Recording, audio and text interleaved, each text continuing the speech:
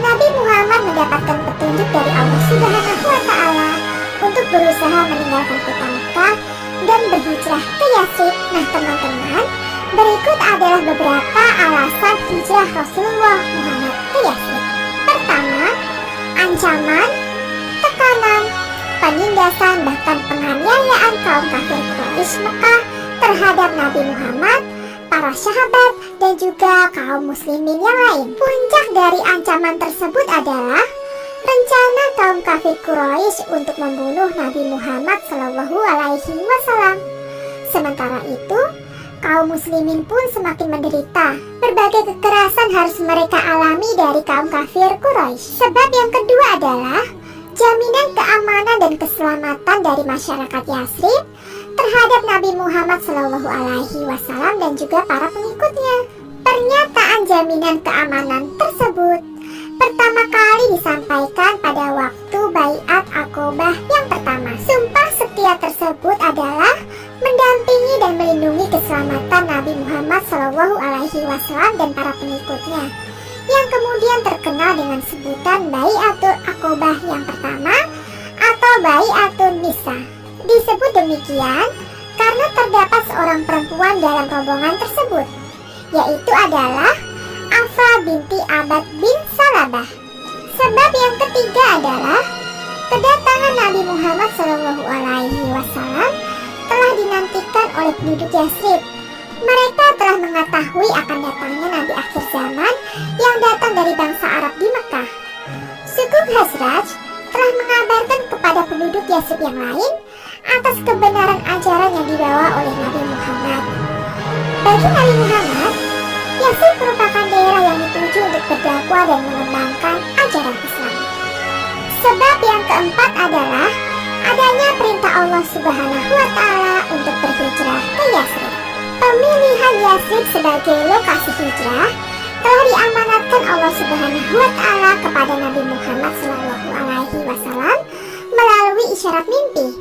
Rasulullah kemudian memerintahkan para sahabat untuk berhijrah ke Yathrib. Orang pertama yang berhijrah ke Yathrib adalah Abu Salamah, Mus'ab bin Umair, dan Ammar bin Ummi Maktum.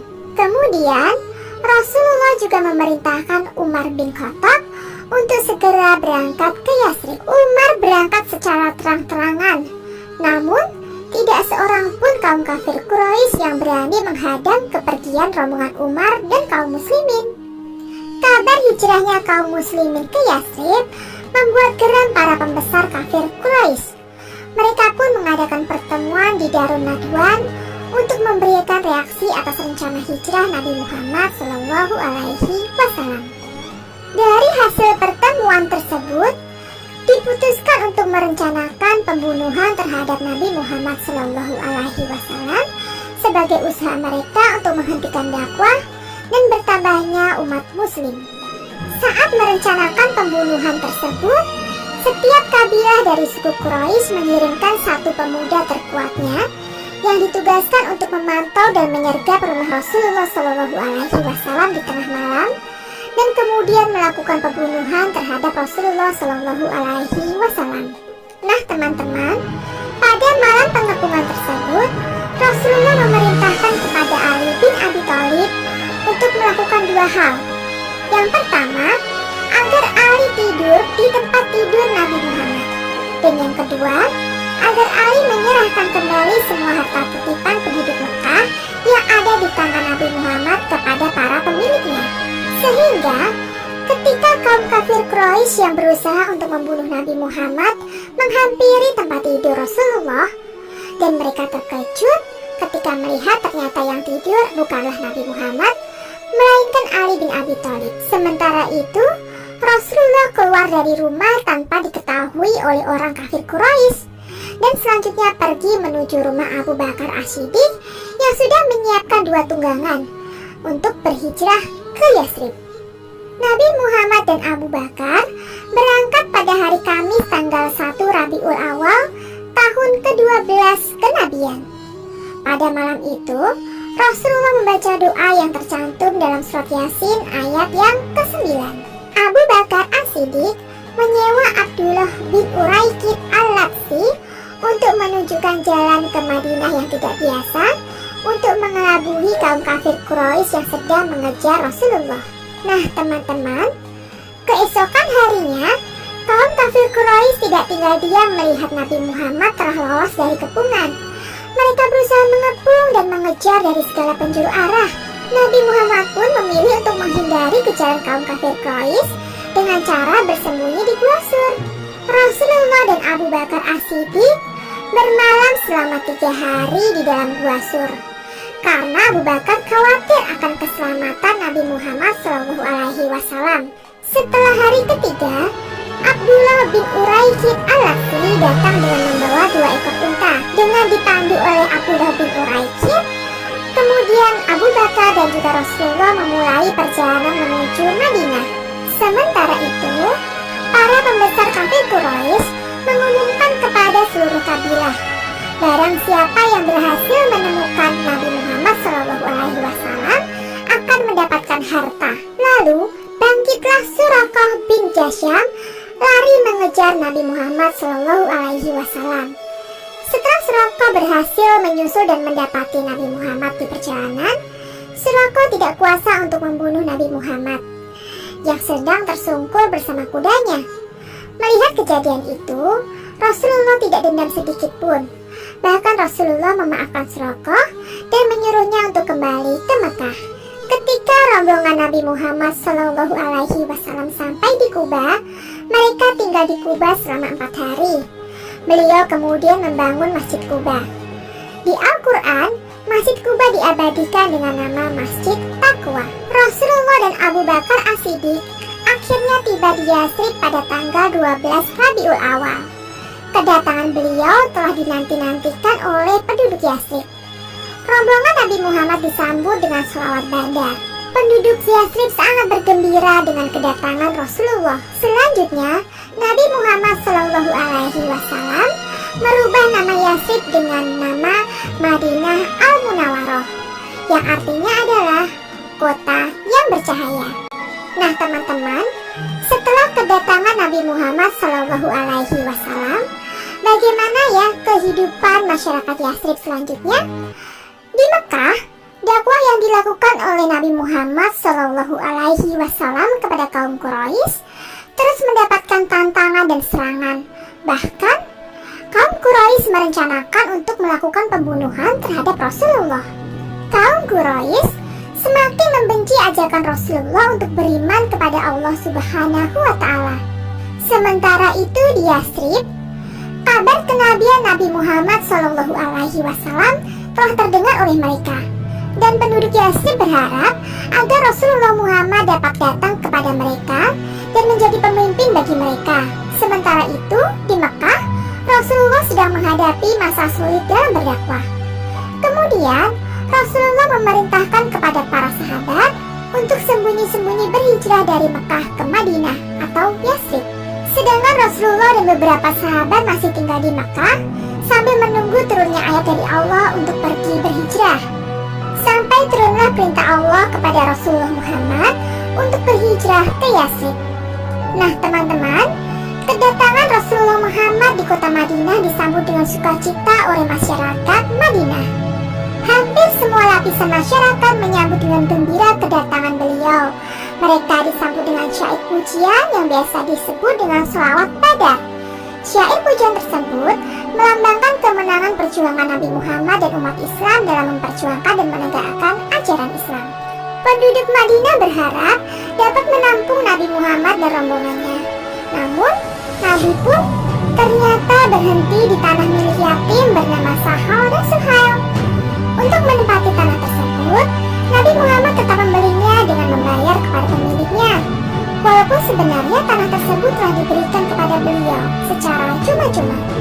Nah teman-teman, usaha apa saja ya yang dilakukan oleh Rasulullah Muhammad setelah kedatangan beliau di Madinah, dan bagaimana cara beliau dalam membangun masyarakat Madinah? Setidaknya ada 3 usaha yang dilakukan oleh Rasulullah Muhammad dalam membangun masyarakat Madinah. Yang pertama adalah mendirikan Masjid Nabawi.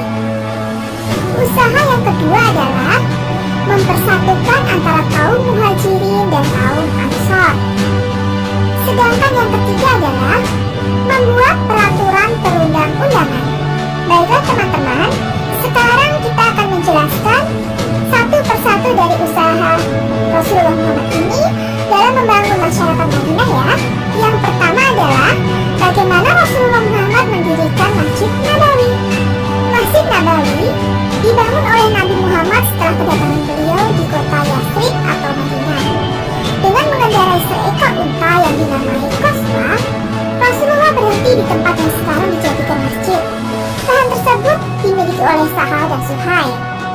Sebagian dari lahan tersebut digunakan untuk lahan tempat pengeringan kurma, sedangkan bagian lainnya dijadikan tempat pemakaman. Diperlukan waktu selama 7 bulan untuk menyelesaikan pembangunan Masjid Nabawi. Pembangunan Masjid Nabawi dipimpin langsung oleh Rasulullah Muhammad dan kemudian diberi nama Nabawi yang berarti Masjid Nabi. Disebut demikian karena Rasulullah Shallallahu Alaihi Wasallam selalu menyebut bahwa masjid yang dibangunnya ini adalah masjidku. Nah teman-teman, tentunya bentuk dari bangunan Masjid Nabawi ketika masa Nabi Muhammad Shallallahu Alaihi Wasallam tidak sebesar dan semegah seperti Masjid Nabawi sekarang ini ya. Pada masa Nabi Muhammad, panjang Masjid Nabawi hanyalah 17 hasta dan lebarnya 60 hasta, atau panjangnya adalah 35 meter dan lebarnya hanyalah 30 meter. Dan kala itu, Masjid Nabawi sangatlah sederhana. Lantai masjid adalah tanah yang berbatu, sedangkan atapnya terbuat dari pelepah kurma. Nah teman-teman, pada masa itu, dengan mendirikan masjid terdapat beberapa fungsi dan peran dari Masjid Nabawi, yaitu adalah sebagai berikut. Yang pertama, sebagai pusat ibadah atau peribadatan. Kedua, sebagai pusat utama pendidikan. Tiga, tempat bermusyawarah mengenai kebutuhan umat. 4. Tempat memutuskan perselisihan perkara. 5. Tempat berteduh bagi golongan yang tidak punya tempat tinggal dan juga kaum muhajirin. Baiklah teman-teman, sekarang kita akan membahas usaha Nabi Muhammad SAW yang kedua, yaitu bagaimana Rasulullah Muhammad mempersatukan antara kaum muhajirin dan juga kaum ansor. Kaum muhajirin adalah kaum muslimin yang datang dari Mekah ke Madinah, sedangkan kaum ansor adalah penduduk asli Madinah yang menjadi penolong kaum muhajirin dan bersedia menerima Nabi Muhammad dan juga kaum muhajirin di kota Madinah. Oleh Rasulullah Muhammad, kaum muhajirin dan kaum ansor diikat dalam persaudaraan dan kekeluargaan. Di antara para sahabat yang dipersatukan adalah ada Abu Bakar As-Siddiq yang dipersaudarakan dengan Kharijah ibnu Zuhair, dan juga ada Ja'far ibnu Thalib yang dipersaudarakan dengan Mu'az bin Jabal. Sedangkan Umar bin Khattab dipersaudarakan dengan Itban bin Malik. Tujuan Rasulullah mempersaudarakan antara kaum muhajirin dan kaum ansor adalah untuk mempererat persatuan dan menghilangkan kemungkinan timbulnya permusuhan lama. Sebab bukan tidak mungkin ada musuh yang menyusup dan membuat fitnah di antara sesama kaum muhajirin dan ansor. Langkah ketiga yang dilakukan oleh Rasulullah Muhammad adalah membuat peraturan undang-undang. Peraturan tersebut tertuang dalam perjanjian yang dikenal sebagai Piagam Madinah. Perkara utama yang terkandung dalam Piagam Madinah atau Dustur Madinah antara lain adalah sebagai berikut. Pertama, Nabi Muhammad adalah kepala negara untuk semua penduduk Madinah, dan segala permasalahan hendaklah merujuk kepada Rasulullah Muhammad SAW. Kedua, semua penduduk Madinah dilarang bermusuhan atau menanam hasad dan dengki. Sebaliknya, mereka hendaklah bersatu dalam satu bangsa, yaitu bangsa Madinah. Tiga, semua penduduk Madinah bebas melaksanakan adat istiadat upacara keagamaan masing-masing. Keempat, semua penduduk Madinah hendaklah bekerja sama dalam masalah ekonomi. 5. Semua penduduk Madinah harus mempertahankan kota Madinah dari serangan musuh-musuh dari luar Madinah. Dan keenam, keselamatan orang Yahudi terjamin selagi mereka taat kepada perjanjian yang tercatat di dalam Piagam Madinah tersebut. Lahirnya Piagam Madinah ini membuat kondisi Madinah semakin baik, karena langkah-langkah yang diambil oleh Rasulullah dapat diikat dan diterima dan dipatuhi juga oleh semua pihak. Semua sendi kehidupan, baik tatanan kehidupan sosial masyarakat maupun kehidupan keberagamaannya semakin baik. Dan sejak saat itulah berdirilah pemerintahan Islam yang dapat mengayomi semua penduduk yang ada di dalamnya. tersebar ke segala penjuru dunia sebagai rahmatan lil alamin. Teman-teman, Rasulullah dalam menyampaikan dakwahnya selalu dengan cara yang damai. Wahyu Allah Subhanahu wa Ta'ala merupakan petunjuk dalam menyikapi setiap permasalahan yang muncul. Terdapat beberapa peperangan yang dilakukan oleh Rasulullah Muhammad dan kaum muslimin yang ditujukan hanya untuk mempertahankan diri dari serangan kaum kafir Quraisy yang begitu memusuhi kaum muslimin. Dan berikut adalah beberapa peperangan yang diikuti oleh Nabi Muhammad SAW dan juga kaum muslimin dalam mempertahankan diri dari serangan orang kafir. Yang pertama adalah Perang Badar. Peristiwa Badar terjadi pada tanggal 17 Ramadan tahun 2 Hijriah. Peristiwa ini terjadi karena kaum muslimin diserang dan mempertahankan diri. Peristiwa bermula saat kafilah dagang kafir Quraisy yang dipimpin oleh Abu Sufyan melewati ujung perbatasan Madinah. Sebagian barang dagangan yang dibawa kafir Quraisy adalah harta milik kaum muslimin yang dirampas saat hijrah ke Madinah. Dan kaum muslimin bermaksud untuk mengambil kembali harta tersebut. Sehingga pergilah kaum muslimin ke lembah Badar. Mengetahui kesiapan pasukan muslim yang berjumlah 313 orang, kaum kafir meminta bantuan dari Mekah. Sehingga pasukan kafir Quraisy di bawah pimpinan Abu Jahal terkumpul sebanyak 1000 pasukan. Terjadilah peperangan terbuka yang sangat sengit di bawah komando langsung dari Rasulullah. Beliau memberikan semangat jihad kepada pasukan muslimin. Walaupun secara jumlah pasukan muslimin kalah dibandingkan pasukan kafir Quraisy, namun kaum muslimin berkeyakinan pertolongan Allah Subhanahu wa Ta'ala akan datang. Keyakinan tersebut membawa hasil kemenangan yang begitu gemilang. Pasukan kafir Quraisy pun mundur. Kemenangan ini menambah keimanan kaum muslimin bahwa kebenaran akan mengalahkan kemungkaran. Perang Badar ini mendapat sebutan Ghazwah Al-Furqan, yang artinya perang yang menentukan. Perang berikutnya adalah Perang Uhud. Seperti halnya dengan peristiwa Badar, peristiwa Uhud bukanlah keinginan dari kaum muslimin, akan tetapi karena kaum muslimin diserang dan mempertahankan diri. Peristiwa Uhud terjadi pada pertengahan bulan Syaban tahun ketiga Hijriah dan terjadi di Bukit Uhud.